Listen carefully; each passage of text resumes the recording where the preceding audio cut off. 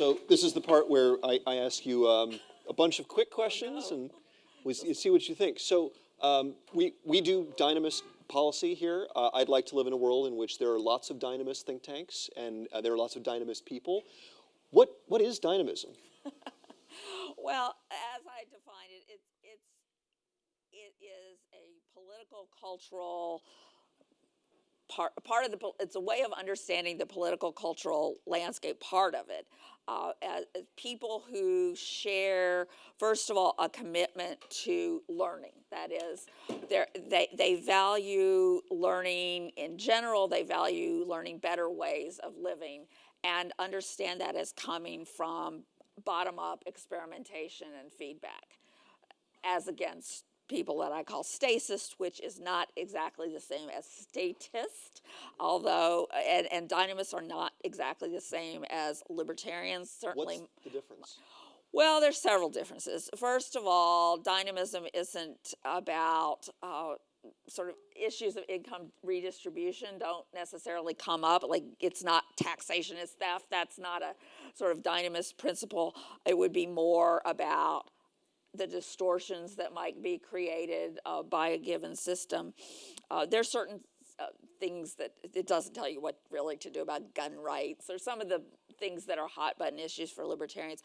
And somebody like Mike is very dynamic in his way of understanding the world. It's partly what you emphasize. Right. So the book is called The Future and Its Enemies.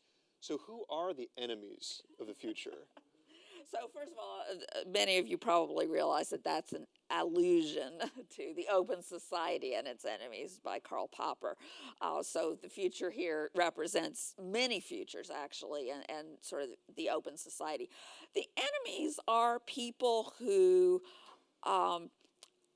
the way I'm looking at it is people who are consciously trying to assert a value of stability or control by either saying we want to go back to an idealized past and hold it stable and keep it just like that, or alternatively, oh, we're for the future, it looks just like this, and here's my 10-point plan for achieving it, and no other futures are allowed.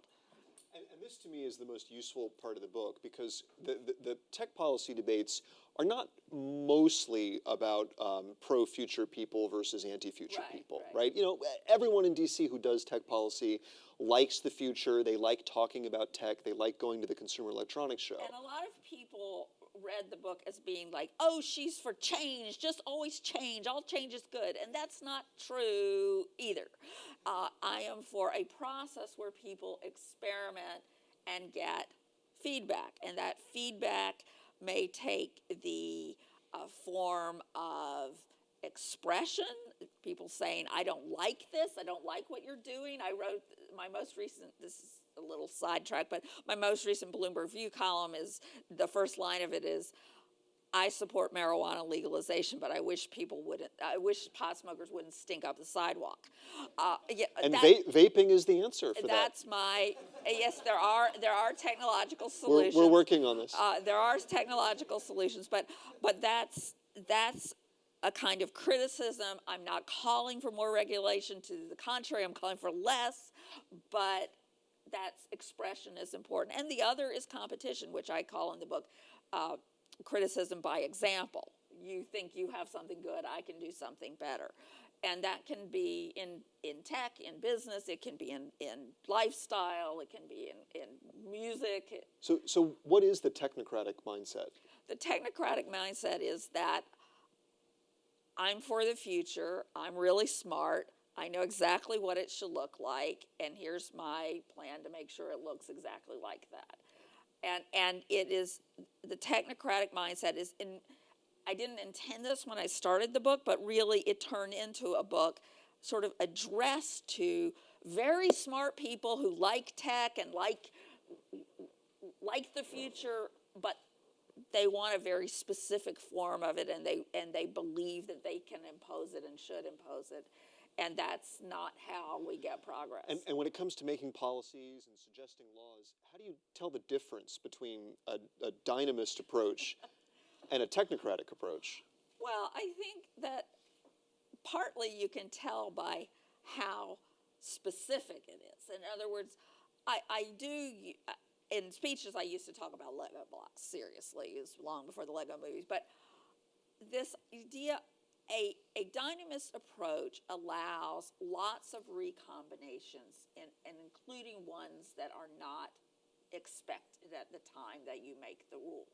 So when you make, for example, when you allocate spectrum and you say this is for this, and this is for this, and this is for this, and this is for this, that doesn't keep in mind the fact that somebody might invent this other thing that might be a higher and better use. And if people can't buy and sell and trade, and that's going to be a problem.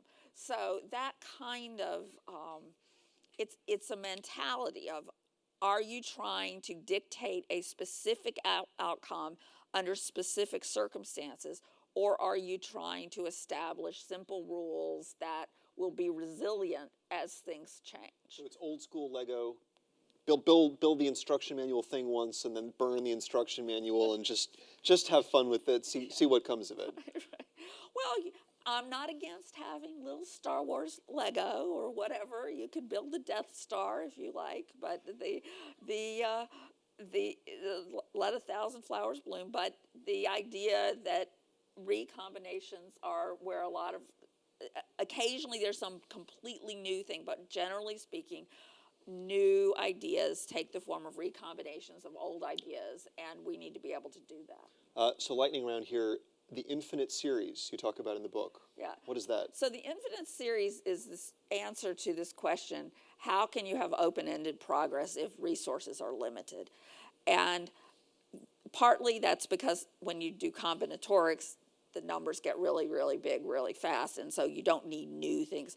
And then the infinite series is also about where does progress come from, and I use a phrase from Henry Petrosky, who's written lots of books about engineering. Form follows failure, which is whenever you have something that actually exists in the world, it immediately, even if it does exactly what it was supposed to do, people immediately start having problems with it and wanting to do it better, and that could be a tech gadget, it could be a haircut, it could Congress, be laws. It could be any number of things. So what advice would you give to people who actually work on the Hill, who work at regulatory agencies? How should they apply your approach? Well, I think Veronique touched on this at one point. I think the first thing is to have some humility. The people who work in Washington, work in those positions, tend to be very smart people. But you can be a very smart person. And you can even have a lot of experience and know about a lot of things. But the number of things you don't know about, things that are outside your experience or things that are don't exist yet, is very high, and try to keep that in mind when you're thinking about policies. And part of the reason that's so important is that we don't conduct experiments and feedbacks with policies. When you put in a policy, it tends to be there forever. Yes, we can find examples where things disappear, but generally speaking, you pass a law, it doesn't go backwards. You don't repeal it. It gets, every now and then we fix up the tax code and then it gets encrusted again. But generally speaking, things only get added to, and they get more and more baroque and complicated. So what does that mean? If Congress is going to legislate, how should they do it? Well, one is to do safe harbors. That's and one of the just a really specific, this is not grandiose, but really specific idea that I heard when I was doing an article about infrastructure was, instead of having 57 different layers of regulations where you of regulatory approvals for the very same thing, have it, if it meets this standard, this road meets this standard, this EPA standard or whatever it is, then that you can carry that over to all the others. Now, this is not a deregulatory approach. It's just as regulated. It's just you don't have to keep doing the same thing over and over again. And Richard Epstein, who coined the term that you and I both love, simple rules for a complex world. world, he always says you can take any complex rule and make it simple by simply adding an escape hatch. Something like that, unless otherwise provided by private parties or some other out. Any final advice you want to give Washington about so we're looking back, it's been 20 years since you wrote your book.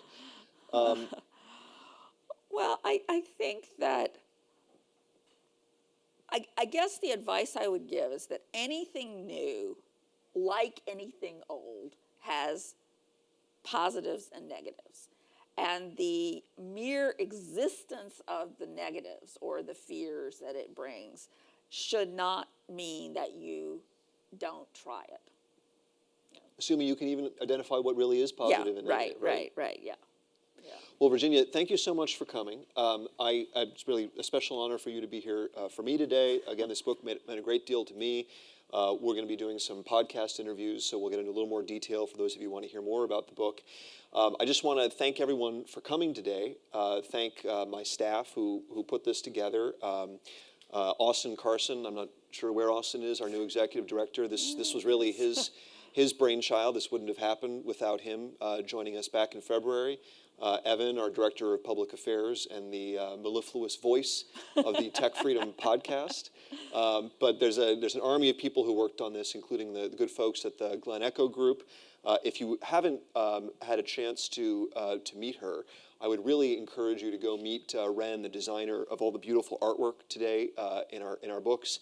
I've been doing tech policy now for 9 years, and I can honestly say that I've never seen such creative design, and I hope you'll see more of that from us here at TechFreedom in the future. So I would just close by saying, as Evan said this morning, our work over the next 6.5 years, the next 10 years, is really going to be drilling down into the themes you've heard about today. This is the way we look at the world, and it's an approach that is increasingly being applied to many issues, not just to what the FCC happens to do today or the Federal Trade Commission, but it's things like, to take your example about sit-down restaurants. It's the regulations that apply to delivery services, depending upon whether the restaurant coordinates them.